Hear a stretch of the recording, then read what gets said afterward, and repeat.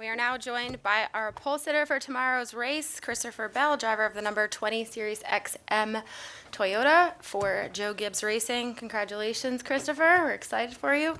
We'll go ahead and open it up for questions. If you have one, please raise your hand and we'll get to you as soon as we can. Who would like to start? We will go right in the back.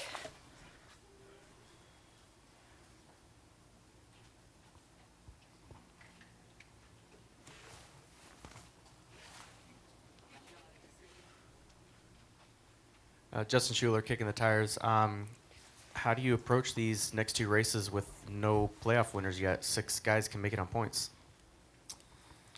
Yeah, it's not the position we wanted to be in. You know, going into Texas, I knew that Texas was going to be a very, very important race, and I thought that we would perform well, and we did perform well before the DNF. So. Our goal leaving Texas was to be above the cutoff line and maybe have a little bit of a bonus going into Talladega and the Roval. And unfortunately, that's not the way it played out. And now the only way forward is going to be to try and, score as many points as we can. So going to have to race hard all day tomorrow and see where the cards fall. Are there additional questions for Christopher? We'll come down here to Bob and then go to Holly.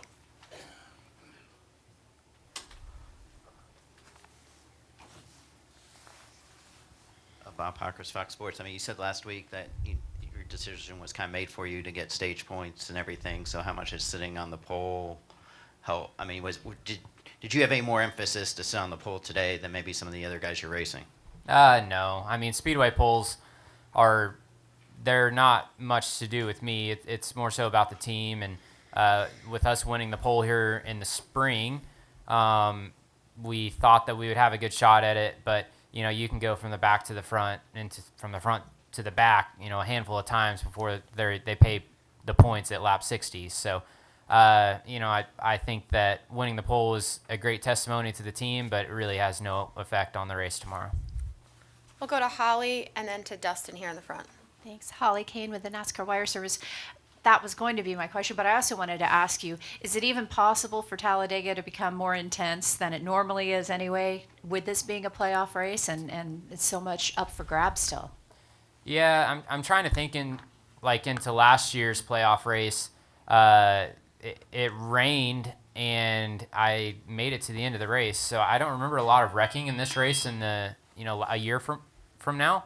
But I don't know. I mean, I think that people will be calm, especially to start the race, and then whenever it comes time to get those points, it's going to ramp up, and the likelihood for a wreck is going to increase. We'll go to Dustin and then to Matt. Dustin Long, NBC Sports. Christopher, how challenging is it to move up and back through the field at this place? Obviously, it's wider than Daytona, but with this car, if you get shuffled back, what are the challenges in trying to get back up into a top 10 late in a stage? Yeah, so I would say that Talladega generally is a little bit easier to move back and forth than Daytona just because of the width, and typically the lanes aren't as blocked up. But, generally speaking, I don't have a ton of experience on super speedways with this car. I wrecked out really early at the Daytona 500, and then the Daytona fall race, I wrecked out early again.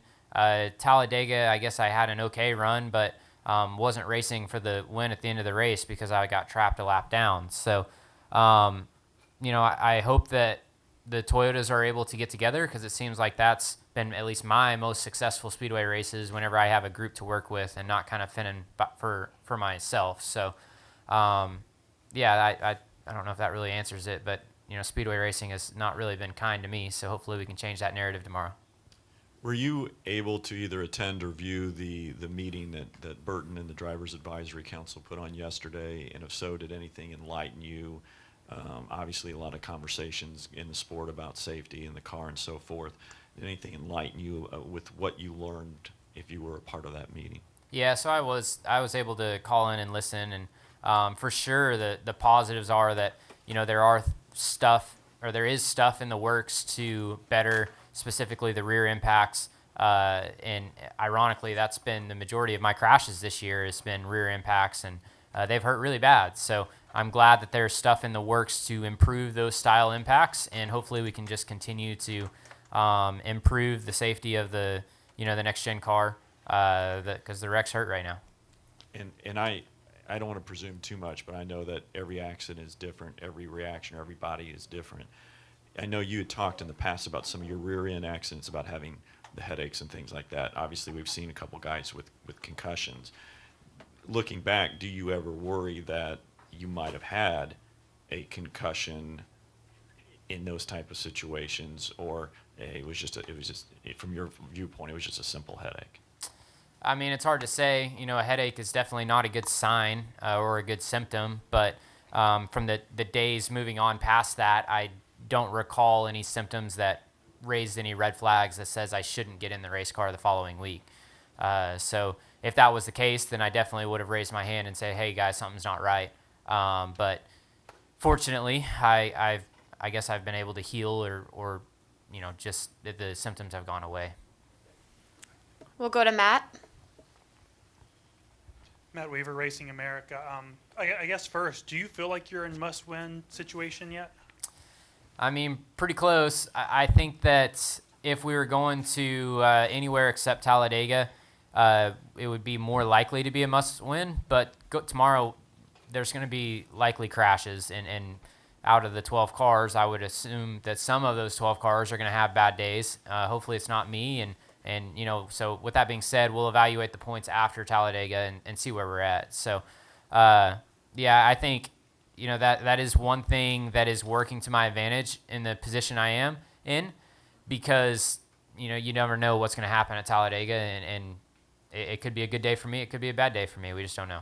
So given that you're starting from the pole, do you feel some extra imperative to try to maximize stage points? Because once you get to the third stage, who knows what could happen. So if you bank 15, 20 playoff points, you Yeah. come away with a good day regardless. Yeah, that's number one on our goals for sure, and it was before we even qualified. So before Texas, our ideal situation was to score high points at Texas and then basically ride at Talladega and try and miss the wrecks early on in the race and take our top 20 or whatever we were able to get at Talladega. And with us getting no points at Texas, it forces our hand to have to go for those stage points.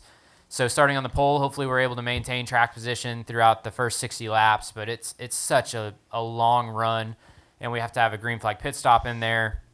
So it's just a long way to go before they pay out stage points. But for sure, we have to be in the running of it, and we're going to have to contend if we want to transfer on. We'll come down here to the front to Jeff. And then we'll wrap with Steven. This might be sort of an ignorant question, so apologies if it is, but do all wrecks hurt in the same way? Like, you've taken like huge vicious wrecks in a midget. Like when you get hit in the rear here, is that comparable, or is that two different sensations? I'm trying to think, but I guess they are similar. If you hit your head, you hit your head. And definitely the rear impacts, for whatever reason, are impacting it's a head that's an issue. But yeah, so I would say if you hit your head, you hit your head. And in a midget or a sprint car, when you're wrecking, are you like bracing forward, like how they're asking Yeah, you to? yeah. So typically that is my brace impact. I will lock out my Hans tethers, grip the wheel, and just kind of close my eyes and brace for impact, right? But it is interesting that that's the worst thing to do for a rear impact, and I'm sure it's the same way in a sprint car too. So, one thing that we've been talking about is, decreasing our Hans tethers, which ironically Kyle Busch has been really, really hard on that ever since he had his incident at Daytona years ago. So that was whenever I was first getting started in NASCAR, and he pushed that hard on me to make sure that our Hans tethers are as short as we can stand. So I'll probably take another step in shortening those just so that my head is more contained. But yeah, definitely brace impact is, lock your head forward and grip the wheel as tight as you can. Gotcha. We'll take a final question from Steven, right here in the middle.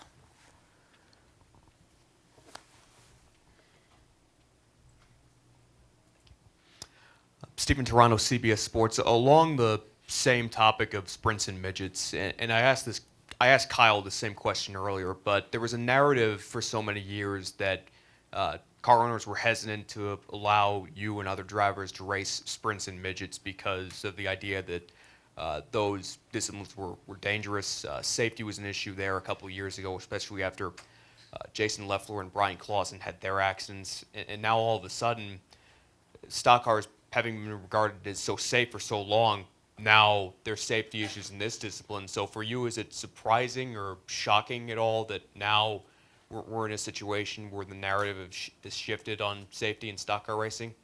Yeah, I think it's very, very, very surprising and not where we want to be for sure as stock car racing in general. But the good news is that we realize where we're at, I think, as an industry. And at least from our meeting yesterday, it seems like NASCAR's, they understand where we're at too, and everyone's focused on moving forward. But yeah, it's surprising, and I don't think anyone would have seen it coming a couple years ago. Thanks, Christopher. All right, Christopher. Thank you for your time. Good luck tomorrow. Thanks.